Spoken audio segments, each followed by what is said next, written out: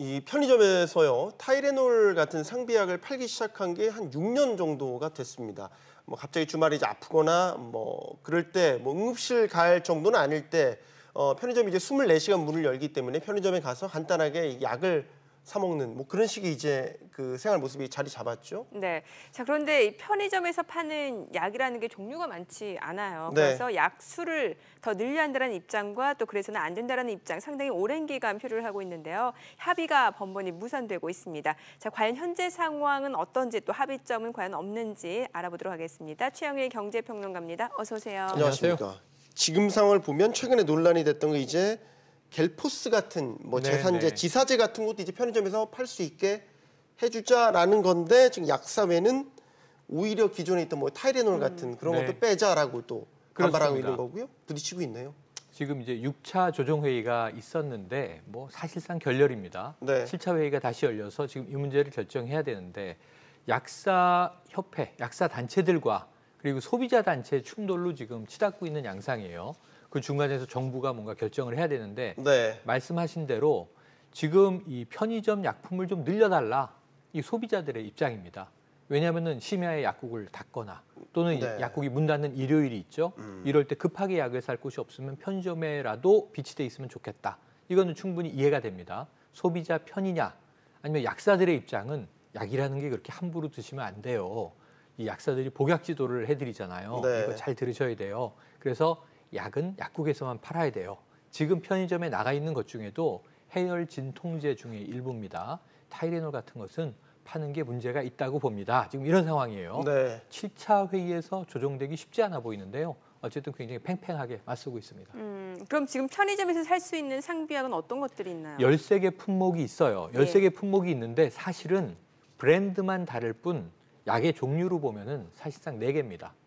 제일 많은 게 해열 진통제. 이게 우리가 아는 타이레놀이 있죠. 이게 타이레놀 정, 성인용이 있고요. 또 어린이용 알약도 있고 이 액도 있습니다. 그러니까 이런 게 5개를 지금 벌써 차지하고 있어요. 그다음에 우리가 아는 소화제 2종류, 그리고 파스 2종류. 그 외에는 이제 4개 정도가 지금 보셔서 아시는 대로 저 나머지 부분들 차지하고 있는 거거든요. 그래서 전체적으로는 13개라고 하지만 품목 브랜드가 13개지 따지고 보면 4개의 종류, 4개의 종류의 약만 팔고 있고 그나마 저는 개인적으로 좀 많이 쓰는 것은 의약 외품이 일부 있어서 다행인데 이렇게 찰과상을 입거나 베이면 밴드 있지 않습니까? 그 밴드 정도는 편의점에서 살 수 있다. 그런 장점이 있는데 보통은 그래도 편의점에서 다 살 수 없기 때문에 집에 보통 이 비상의약품 상자가 있지 않습니까? 그럼 거기서 제일 많이 쓰시는 게 뭔지를 생각해 보면 먼저 소독해야지. 그럼 이제 소독약, 우리가 과산화수소수라고 하죠.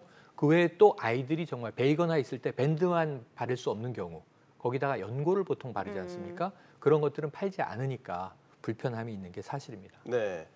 자, 양측의 입장을 조금 자세히 들여다보도록 할까요? 먼저 편의점 업계나 소비자 단체 쪽에서는 편의점에서 파는 상비약을 더 늘려야 한다라는 주장입니다. 구체적으로 어떤 이유에서 이런 주장을 하고 있죠? 아까 말씀드렸던 걸 다시 한번 설명드리면 제가 살짝 잘못 표현한 것 같은데 감기약이 2종류, 소화제가 4종류 이렇게 돼 있는 겁니다. 그러니까 보세요. 해열 진통제, 감기약, 소화제, 파스 요게 다예요. 그런데 이거를 조금 소비자 입장에서 늘려달라는 게 적어도 2가지인데 이게 제산제와 지사제 이 2가지 정도는 늘려달라.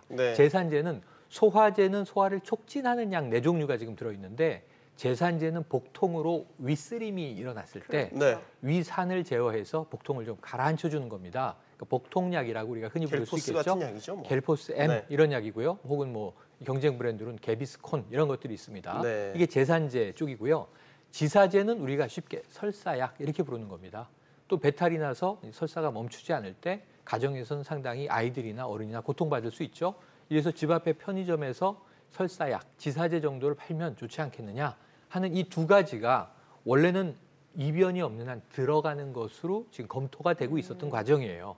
그런데 문제는 여기 브레이크를 건 게 바로 약사단체들입니다. 약사단체들이 제산제, 지사제 안 됩니다. 그런데 이게 표면과 이면이 있어요. 표면으로 약사단체의 명분은 아까 말씀드린 대로 복약 지도가 필요하다. 이 약들이 부작용이 있을 수가 있다. 이런 이야기를 하고 있는데 소비자들은 또 믿을 수 없다. 소비자 단체는 이런 입장이에요. 사실은 매출을 뺏기고 싶지 않은 것 아니냐 이런 문제입니다. 사실상 지금 아까 얼핏 말씀하신 갤포스 같은 경우에는 약국 매출에서 적지 않은 포션을 차지하고 있는 게 또 사실입니다. 그럼 이게 편의점에서 팔게 된다면 적어도 나뉘어서 팔거나 매출 타격이 있겠네요. 소비자 접촉 이 용이성으로 보면은 편의점이 훨씬 쉽다고 봐야 되겠죠. 편의점이 골목마다 다 파고 들어가 그렇죠. 있으니까요. 네. 그러면서 그럼 약국에는 비치해 놔도 편의점에서 주로 사지 약국에까지 찾아와서 사겠느냐 이런 우려가 있는 것도 사실이라 약사단체는 저는 명분도 인정은 돼요. 복약지도가 필요한 약들이 꽤 있다. 그런데 소비자단체는 여기에 대해서 어떤 항변을 하냐면 지사제나 제산제를 팔면서 복약지도 해주는 약사 별로 못 봤다. 이런 얘기를 한단 말이에요. 네. 그럼 복약지도라는 게 또 그냥 핑계, 명분 아니냐? 이렇게 이제 이야기가 되는 것도 세간의 흐름입니다. 네. 사실 소비자 입장에서는 지금 이제 편의점에서 좀 판매했으면 좋겠다는 약들이 다 일반 의약품이다 보니까 사실 의사의 처방전 없이 살 수 있는 약 아니겠습니까? 그렇습니다. 그러니까 따로 복약지도가 없어도 편의상 쉽게 구입하는 게 편하다는 측면에서 이제 편의점에서 팔았으면 좋겠다 그렇습니다. 이런 생각을 하는데 실제로 해외 같은 경우에는 뭐 마트에서 이미 네. 많은 종류의 팔아요. 약들을 팔고 네. 있지 않습니까? 우리나라에 비하면 굉장히 많은 종류의 약들을 예. 팔죠. 물론 이제 우리나라 지금 아까 6차 회의, 7차 회의 말씀드린 게 보건복지부가 주관하는 안전상비약 품목 지정 조정 회의예요. 그러니까 안전상비약이라는 건 안전성이 검토가 돼서 아주 정말 과도하게 많이 먹거나 하지 않는 경우에 큰 이변이 없는 그런 문제란 말이에요. 그 부분에만 효능이 있는 거고 해외 경우에는 이 우리나라에서 약국이나 편의점이 일방적으로 봐라 해외 사례를 지정하기엔 우리와 좀 다른 길을 걷습니다. 역사적으로 오래 거슬러 올라가면요.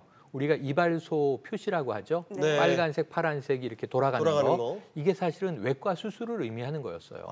빨간색이 동맥, 파란색이 정맥. 옛날에는 서양에서는 이발사가 외과 수술도 집도했다는 겁니다. 그런 전통이 남아있는 거거든요. 그러니까 해외에 나가면 드럭스토어에서 네. 혹은 일반 마트에서 웬만한 약은 다 판다. 그렇죠. 이렇게 예. 얘기할 수 있고 그게 사실입니다. 나가보신 분들은. 그런데 이 드럭스토어, 우리가 이제 약국이라고 번역할 수 있잖아요. 이게 서구에서는 잡화상에서 발전을 한 거예요.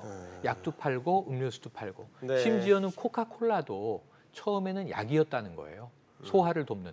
우리가 탄산 음료를 먹으면 좀 거북한 게 사라지지 않습니까? 네. 할머니들 과식하시면 사이다 한 잔씩 드시고 하는데 그러니까 이게 약처럼 여겨졌던 시절이 있지만 지금은 사실은 음료와 약의 구분이 애매하죠. 요즘 편의점 가시면 기능성 음료 같은 것도 많습니다. 네네. 네. 그래서 이 구분 경계가 모호한 상태에서 서구는 드럭스토어와 일반 편의점 혹은 우리가 말하는 슈퍼마켓의 경계가 혼재됐다가 분화됐는데 우리나라는 제도적으로 약국은 약, 편의점은 이전에 구멍가게, 슈퍼 등 해서 음료수나 다과류, 주로 식료품 이렇게 구분돼 있었던 경계가 아직 조정되지 않은 게 좀 심각한 문제입니다. 그러면은 서양식의 드럭스토어가 우리나라에 어떤 식으로 자리 잡겠느냐 이 문제인데 약국에 대한은 조금은 경직적이에요. 네. 자 이제 타이레놀 빼달라, 지사제, 제산제 안 된다. 근데 소비자 단체가 약국은 접근성이 어렵지 않습니까 하니까 거기에 두 가지 얘기를 하고 있어요. 하나는 심야 약국을 열겠다. 지정해서 이거 예전에도 한번 나왔던 얘기입니다. 하지만 심야 약국 찾기가 이제 쉽진 않았었습니다. 그리고 또 하나는 반면에 오히려 편의점에서 의약품을 파는 시간을 제한해달라. 네. 이런 네 가지 정도 요구를 하는 게 이제 약사단체 입장이라 소비자 단체와는 상당히 큰 격차를 보이고 있는 것도 사실입니다.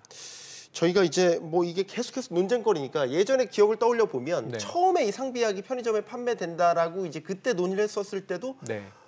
대단한 네네네. 이 논쟁이 붙었었습니다. 찬반 논쟁이 맞습니다. 뜨거웠었거든요. 맞습니다. 그러면 우리가 예를 들어서 6년 동안 흘렀으니까 네. 6년의 평가를 해본다면 네. 지금 확대할지 아니면 말지에 대한 어느 그러게요. 정도는 예. 6년의 밑그림이 되지 평가를 않을까? 해보면 아주 간단하게 요약을 드리면요. 소비자는 편해졌다. 네. 더 편해지고 싶다. 이게 현실이에요. 약사들은 매출이 줄었다. 네. 타격이 좀 있는 것 같다. 근데 여기서 더 시장을 뺏기면 안 되겠다. 네. 그래서 6차 회의 때는 자해소동까지 벌어졌고요. 네. 6년 전에 처음에 편의점에서 이 일부 의약품, 13개 품목 팔도록 하자라고 할 때도 상당한 충돌이었는데 약사들의 입장을 제가 조금만 그래도 좀 귀담아 들어본다면 사실 2000년대 들어와서 의약분업이 있을 때 약사들은 트라우마가 있어요. 이 2000년 이전에 저는 동네에서 병원에 별로 안 가고 정말 뭐 피가 철철 흐르는 정도 상처가 아니면 약국에서 다 해결했던 시절이 있었어요. 가면 약사가 의사처럼 진단도 하고 네. 맞아요. 처방도 하고 예. 조제도 하고 직접 간단한 줘서 치료도 해줬어요. 네, 옛날에 뭐 이 저 유명한 소설 드라마화도 됐습니다만 뭐 김약국집 딸들 뭐 이런 거 나올 때는 약국이 그 동네에 주치 역할을 했던 시절이 있었던 것도 사실입니다. 하지만 우리가 뭡니까? 처방은 의사에게, 네. 약은 약사에게, 네. 오남용 방지 이렇게 되면서 지금 약사들의 역할이 위축됐는데 네. 이젠 약사들이 의사에게 한 더미를 뺏겼고 이제는 편의점이라는 시장에 또 뺏길 것 같은 네. 그 절박감이 있는 것도 사실이어서 좀 합리적인 조정을 정부가 잘해야 될 것 같은데 명답은 없어 보이네요. 네. 자, 최영일 경제평론가였습니다. 오늘 고맙습니다. 고맙습니다. 잘 들었습니다.